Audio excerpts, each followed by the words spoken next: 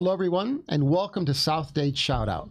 My name is Richard Candia. I'm a realtor, a business consultant, and a member of the board of directors of the South Dade Chamber of Commerce. South Dade Shoutout is a place where we come and introduce you to business and civic leaders in our area that help make South Dade the place to live, work, play, and to thrive. I did it. I thought I was going to mess up. Today we are visited by Kevin Bernhardt. Kevin is a fellow realtor with Berkshire Hathaway. He's one of the principals with the Anchor team, who focus their work down in South Dade, and it's going to be a pleasure to do Realtor Speak with Kevin. Nice to meet you, Kevin. Yeah, nice to meet you too. Thank you for having me. Oh, and you're a new, relatively new member of the chamber. Brand new. I would say like a week, 2 weeks, something like that. Fresh. Yeah.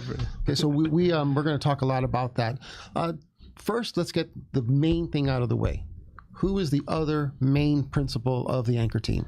Sure. So I would say that's the head of the household. It would be my wife. So my wife, Nicole Bernhardt, it's me and her. Okay. We are the team.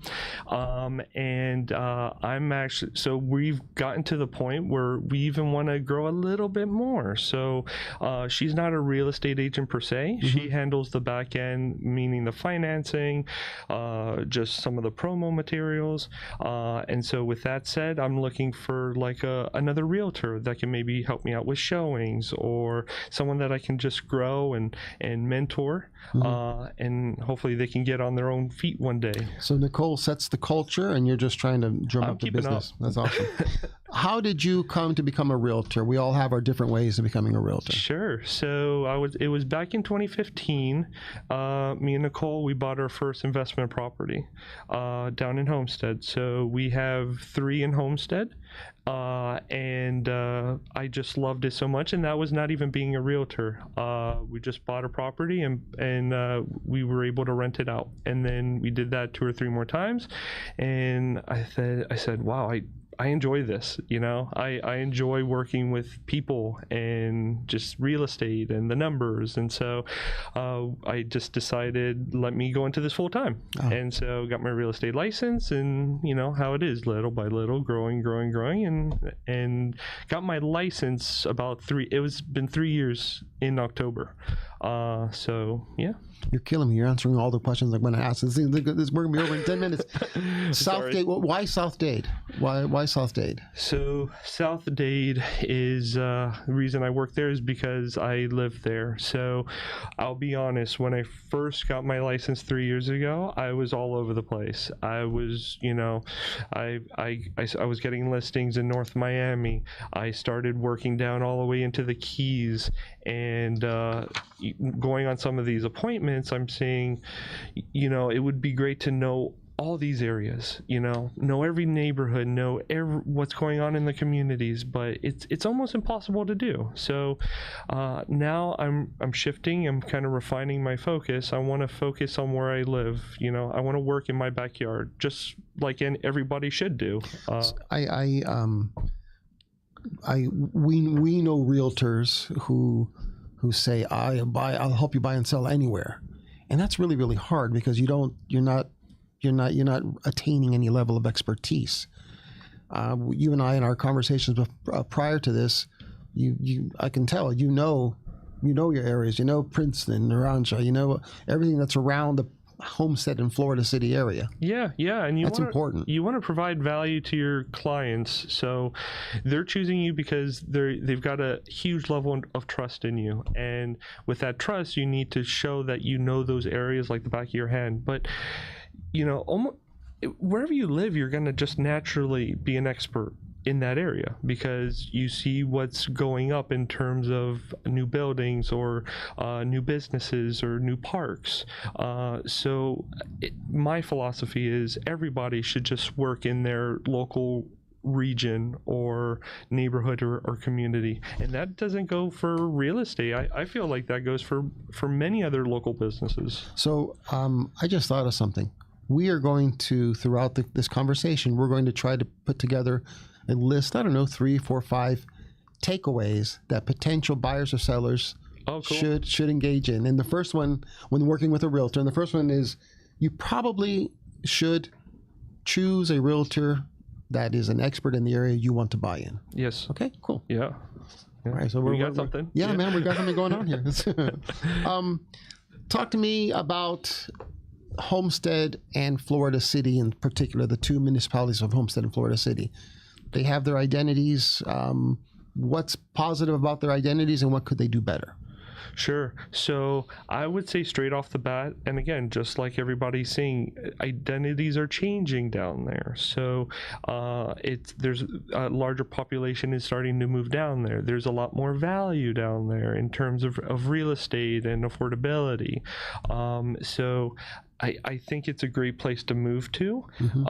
There's more and more opportunities happening down there, and with those opportunities, there's more and more amenities and services that those municipalities are providing to their residents. I meant to get to this later, but you've actually given me this great opportunity, where the needs of, gosh, I forgot what I was going to say. The needs, because there's such a growing population going on there, the opportunity for folks to come in and offer and provide new services is really unending.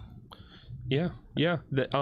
We were just talking about it 5 seconds before the camera turned on, is that in many cases it's better to be the big fish in a small pond, aka meaning like the Homestead, Florida City area that's still growing, still creating this new identity, versus being a little fish in a huge pond, which is, let's say, City of Miami or Brickell or downtown, some of these more higher densely populated areas. So I feel like it's just a great place even to invest. Again, we were kind of talking, and I'm sure we'll get more into that, but it's just I'm so bullish on South Dade just in general. Awesome.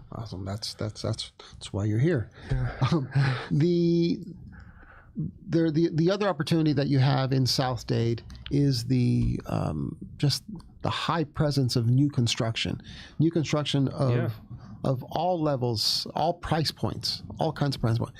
What's the value that you see there, and what can you tell me about resale homes versus new construction? Sure. So the reason these developers like Lennar, Onyx, D.R. Horton, Ryan Homes, the reason they're building there is because that's what people want. So there's huge amounts of supply, but there's even higher amounts of demand. So that's what people are kind of trending towards. They want these new homes, low maintenance. They want something turnkey. They want a nice little community. So it's a very desirable thing that people are looking for, and you don't find almost any of that in any other part of Miami-Dade County. There's very little left to build on. Sure. There's very little land left. If you look in the middle of Miami, if you look at an acre of land, you can be spending millions of dollars for an acre of land. It's much more affordable down south. So that's probably what I would say about new construction. And then for resale, meaning like existing homes, there's still sprawling single family homes that are available for sale. The inventory is going up. That's kind of the trend that we're seeing, right? Is more inventory is coming to the market. So there's a better opportunity to get a nice piece of land, the American dream that everybody thinks about. Both Homestead and Florida City have such great history. They've been there for a long time. I kind of wish they would lean into that history just a little bit more. Further up, Cutler Bay has that large redevelopment going on right off on US 1. But what's lesser known is that Florida City is about to do something similar, no? Yes. They have all kinds of projects that are happening in Florida City and in Homestead. For example, another one is that the busway. They're putting in these brand new bus stations to accommodate for this higher amount of population that's moving down in the area. So they're taking steps to make sure that they're handling the amount of people that are coming down to live in South Dade. Yeah, I think we're kind of growing into ourselves. Yep. However, on the business aspect, We just talked about the opportunities that the larger population brings for a potential business person. But by the same token, I found it, and tell me if this is your experience, I found that my hardest audience when I'm advocating for South Dade, my hardest audience to convince are Miami-Dade residents. In other words, Miami-Dade residents that don't live in South Dade, that live up in the Gables or in downtown, to tell them, hey, you can invest in a similar kind of business, probably lower entry point, down south, and I get pushback all the time. Absolutely, yeah. Totally same experience. What I tell those people is, it's all about the numbers. In investing, it's all about the numbers. If you want a good realtor, I'm just thinking about our list. That's right. List is for an investor, you want somebody that can show you the numbers, that can spit them out just at the drop of a hat. And so you want to compare areas. Do you really want to be spending the same amount of money in somewhere a little up north where things are more expensive for the same amount of return that you can probably get for something cheaper down in South Dade? Again, the margin, it will be exactly the same dollar wise, but you're spending less to acquire a property. So with buying something now in Homestead or Florida City, the idea and the obvious thing that's happening is it's growing, it's getting more dense. So with higher density comes more value. Properties get more expensive, more businesses come into the area. You're getting businesses like Chick-fil-A coming down. It's going to be right across Baptist Hospital.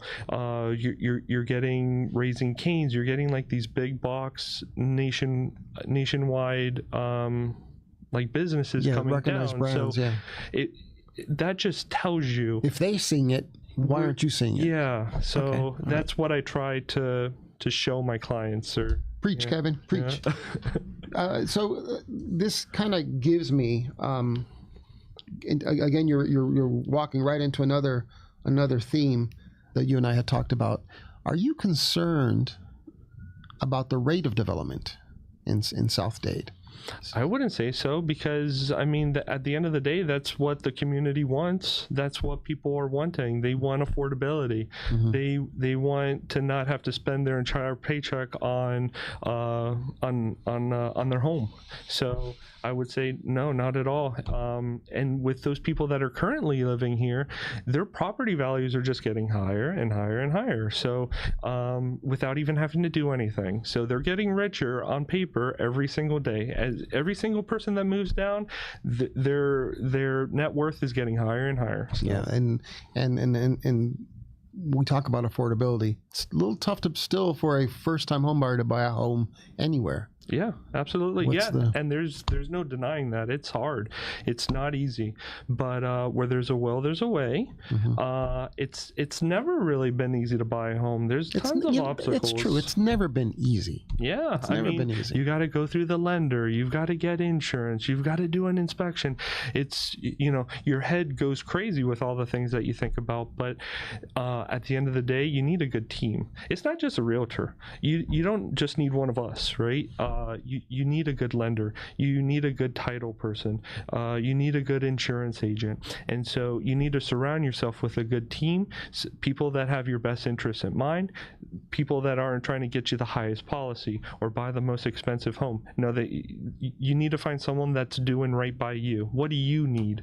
And with that, it makes life a lot easier. You're not a lone wolf out there. You can find help. So we've got point number 2 on our growing list. Yeah. Point number 2 is you need a good team behind you, and a good realtor will help you put together that good team that's dedicated to you. Yeah. Okay. 100%. That's good. Yeah, we're doing good. We're doing good. This is super informative. It's like one of those TED Talk kind of things. How long have you had your real estate license?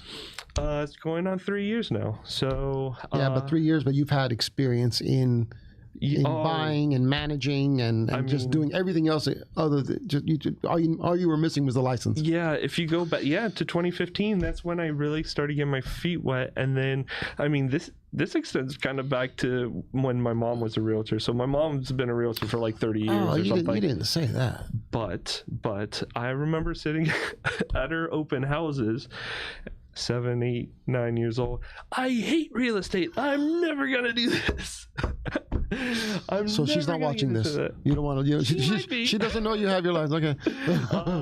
But I guess it's just one of those things. I was primed when I was a kid, and That's interesting. My wife is a well-known realtor in the industry, and when she was raising her son, who's now an attorney, he's doing really, really, really well. But he spent a lot of weekends doing open houses, and a lot of the stuff that he learned sitting there just through osmosis, he's able to apply in different facets of his business now. So yeah, it's a great education. Definitely, I don't advocate for working at that young age, but yeah, things rub off on you, unconsciously or subconsciously, and it's good to be exposed to something when you're growing up, and So I'm a little jealous of you working where you live.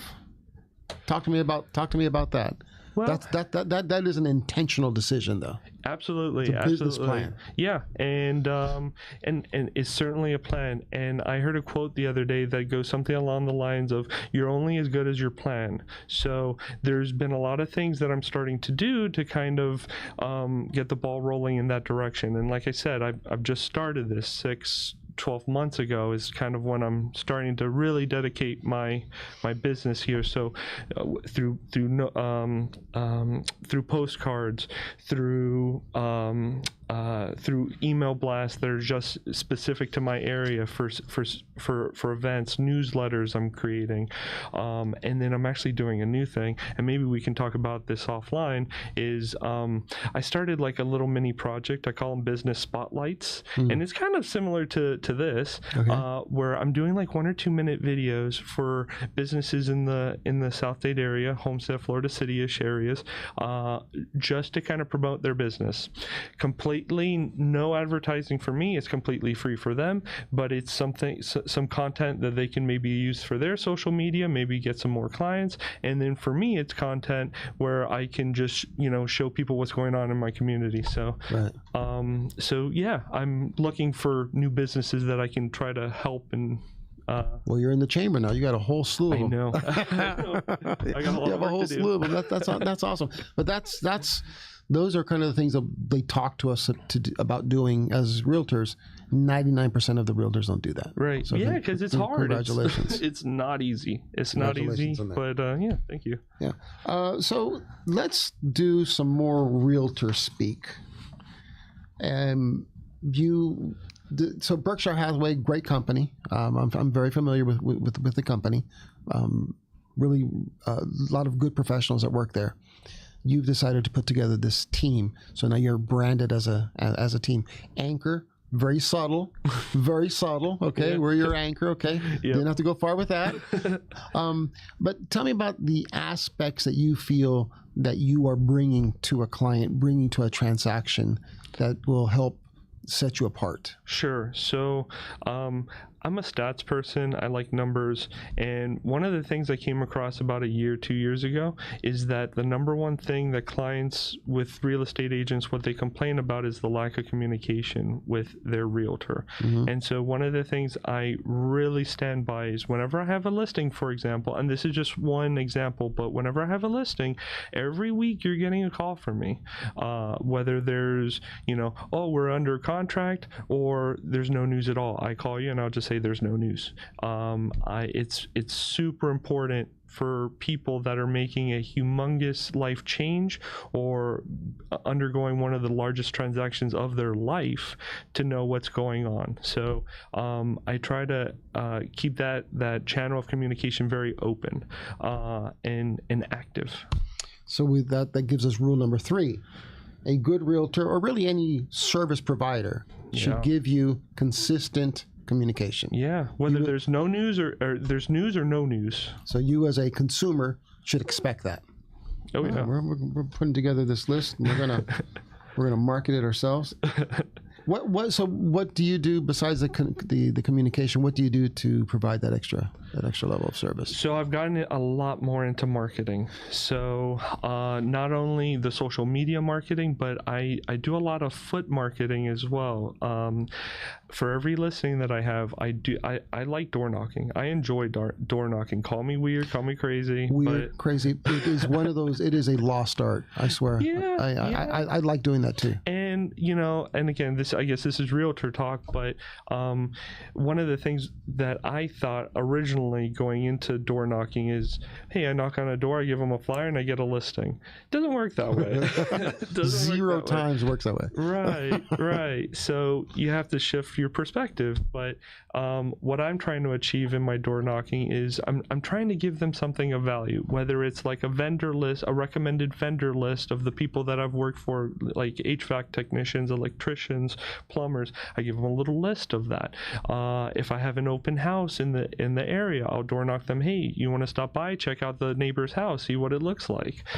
So every door knock is very intentional, and I'm not looking for anything. I'm giving them. So I always tell people I'm in the helping business, and if I'm helping somebody, eventually, financially it'll pay off. So, I want to, maybe you and I can work on this together now that you're part of the chamber. I'd like to bring together the realtor community in our service area, the chamber service area, to talk about those kind of things. I mean, you are one of those folks that are going to give somebody engages with you, they're going to have a really good memory of working with a realtor. Yeah. There's a lot of bad realtors out there. There's a lot of good ones. I mean, yes. but the thing is to really brand yourself as a good realtor. Yeah, and I tell people all the time, there's enough business for everybody, in my opinion, especially for the good ones. And if we can just groom and help the culture of realtors and real estate agents, if we can just grow that to something that people can respect and admire, like, I'm all for it. Like, yeah, let's do it. Let's plug the chamber a little bit. I'm going to take advantage of you. Yeah. You're very intentional in things that you do. And you probably Nicole, let's be honest, made the decision to join the association, the chamber association, the chamber. That's something else we were talking about. Yeah, that's why. Sure. To join the chamber. What do you hope to bring to the chamber, and how do you think the chamber can help you grow your business? So I'll be honest, I'll say it on camera, I didn't think it was the best idea. I thought, oh, there's tons of realtors and there's no opportunities there, but I couldn't have been more wrong. Right off the bat, you have been so helpful to me. And like, as another realtor, you would think, oh, competition. No, there's no competition. I 100% thought that. I couldn't have been more welcomed here by the chief of staff, Carlos. I mean, he's given me so many opportunities already. You guys have been so generous with your time. I highly encourage everybody to join if you're in the area and you want to grow your business, because I've certainly seen the effects just weeks into joining. So I couldn't say more good things about it. Oh, thank you very much. That's good. Okay, so what other type of tip do you think, now back to realtor and realtor talk, can we give to our listeners, to the folks viewing this? There has been a change in the industry in the way that we speak to our buyers and to our sellers. That whole transparency thing has occurred. What are some of the tips that you're giving to your clients about this, and why it shouldn't scare anybody away? Sure. I would mainly say don't be afraid to get your feet wet. Don't be afraid to put your toe in the water a little bit and learn a little bit more. So again, us as real estate agents, we're not there just to sell the house or to find the house for the buyer. Our job is to educate and to show our clients what the market really is. So what the news portrays and what it actually is can be two very different things. Yeah. So for us to come out with a professional opinion to the people we love and care about the most, I think that's one of our biggest responsibilities. And so I would say to just the general public, they shouldn't be afraid to ask us questions, because most, again, the good ones are there to help. and just show them what's really out there. Because how many times have you had a client where they're expecting, I can't get anything less than $1 million out there, and we show them plenty of options that are in the $500,000 range, just as an example. So just let the professionals show you what's really out there. I've also found that our assistance, a good realtor's assistance in walking somebody through working with new construction, is very valuable as well. Maybe many people might think, consumers might think, that there's no room for negotiation when you go into a new construction, that the price is the price. It's not true. Yeah, absolutely. And things are changing by the day. So as the market is stabilizing now, as we're going in, especially into the holidays now, things are slowing down a little bit. And as things slow down, you're starting to see more opportunities, let's say, for financing. So let's say if you go to one of these developers, if you use their lender, many times you're going to get huge cuts on the closing costs. They'll give you tens of thousands of dollars off. Whereas a year or two before, during that quote unquote COVID era, I mean, the price was the price, and you're buying it or not. That's true. But buyers have a lot more leverage now. So now is the time to. Things are changing. Let's dispel something here as well, though, for folks that might be waiting for the days of 3% interest rate. To help me confirm that's gone. That's what I think too. That's I mean, gone. it's anybody's guess, but I think everybody's saying that it's not going to come back. So right. There's way too much equity in the homes that people own, meaning if you bought 1 or 2 years ago, your house is probably worth double what it is today. So people are not going to need to foreclose on their homes in order to, get out of debt. And they're not walking away. Yeah, there's no walking away. Yeah, you're not going to see abandoned homes anywhere. Foreclosures are at the lowest in history, close. Sure, they're rising, but maybe, marginally compared to what they were, let's say, in 2008. So with that being said, they won't need to lower the interest rates because there's no need to. People are still buying, and the market is still relatively robust. So on the affordability issue topic that you touched on, South Dade comparatively is more affordable than other neighborhoods that we could talk about in Dade County. Yeah. But the prices are still increasing. In other words, there should be a sense of urgency for somebody that is able to and looking for a home. We need to dispel the other maybe the people are thinking this way, that South Dade is always is really, really affordable, that the prices are stable. It's not like that. Land is very expensive. Land is very expensive. And every day it's getting more and more expensive. I don't really see a reversal. I don't think these new construction and these new communities aren't going to disappear. So as things just keep getting gobbled up by these developers, and there's more business coming to the area, it's really there's no way of coming back and getting things for cheaper. I mean, we might see a little bit of a correction in the market, maybe. But not by much. The general trend is the 5 to 10 year trend is going to appreciate. I mean, there's no question about that. I can't speak for Florida City, but I know that Homestead is they have the new manager. He's putting things in order there. They have charrettes throughout the year. There's another one coming up on February 12th in the afternoon. They're actively looking for input, and that's another way that realtors, that citizens can participate. No, kind of help form the vision of what the city's going to be. Yeah, and I think that's just a general idea that we all should have. Yesterday we had to vote for our president, so like we need to have our voice heard, whether we're Democrat or Republican, or we want to park or we don't want to park. If we get our voice out there, we're heard many times. So going to those city hall meetings, it's important. I'm really, really glad you're finishing with that, because it's much easier to make an impact at that level. Yeah, Right. yeah, absolutely.